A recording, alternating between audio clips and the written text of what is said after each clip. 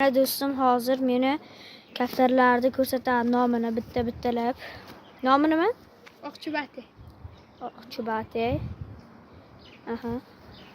Qanotlarini bitta yoyib ko'rsat. O'yini bor. O'yini bor. Sotiladi. Sotiladi. Buning nomichi? Sizak. Sezak. Sotiladi-ya? Sotiladi. 500 ming so'm.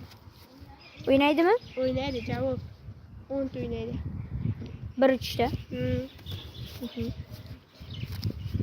Yaxshi.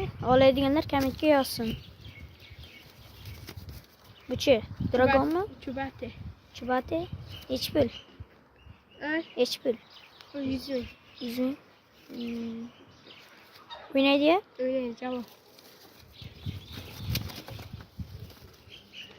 Buning nomi nima? Soch. Soch. O'ynaydimi? O'ynaydi. Bolasi ham bor. Nechta? Tuxumi ikkita. O'tgangi bolasi kattarib uchib o'tdi. Nechi pul bu? Bumi 150 ming so'm. Yaxshi. Oladiganlar kommentga yozsin.